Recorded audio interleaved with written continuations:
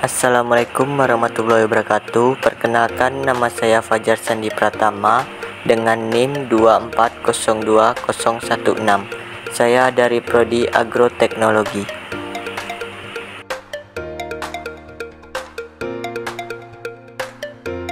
Pendahuluan jaringan adalah sekelompok sel yang mempunyai asal, struktur, dan fungsi yang sama. Ilmu yang mempelajari tentang struktur dan fungsi jaringan disebut histologi.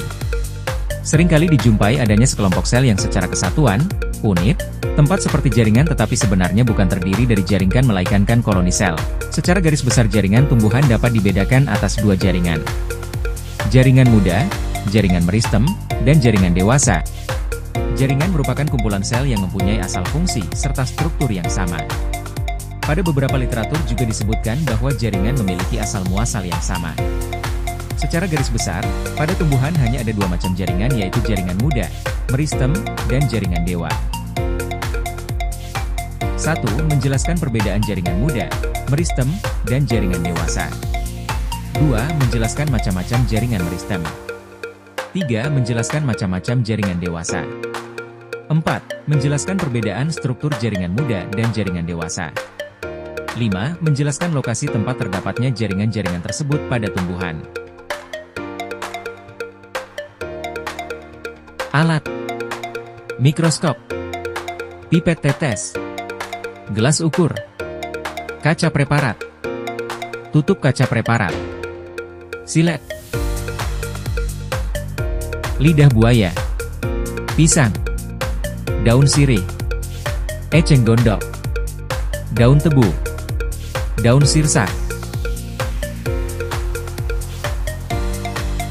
1.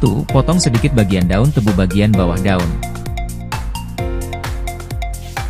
2. Letakkan di kaca preparat lalu tutup dengan tutup kaca preparat.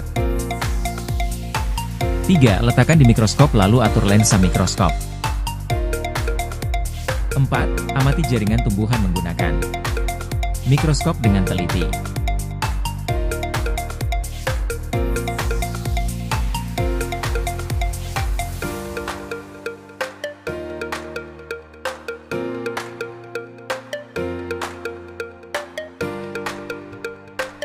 Pengamatan jaringan pada daun sirsak, daun tebu, lidah buaya, batang sirih, enceng gondok, dan pisang menunjukkan adanya variasi struktur jaringan yang berfungsi mendukung kebutuhan spesifik setiap tumbuhan. Daun sirsak dan tebu memiliki kutikula tebal dan berkas pengangkut yang efisien untuk fotosintesis dan transportasi air, sedangkan lidah buaya menunjukkan adaptasi penyimpanan air dalam jaringan parenchymnya untuk bertahan di lingkungan kering. Batang sirih dan pisang memiliki jaringan parenchym dan berkas pengangkut yang berperan dalam penyimpanan dan distribusi nutrisi, sementara enceng gondok memiliki aerenchyme yang berfungsi untuk membantu tumbuhan mengapung di air. Setiap struktur jaringan berperan penting dalam mendukung proses fisiologis yang memungkinkan tumbuhan bertahan dan berkembang sesuai lingkungannya. Pada setiap tumbuhan yang diamati, jaringan-jaringan memiliki struktur dan fungsi yang disesuaikan dengan lingkungan tempat tumbuhan tersebut hidup.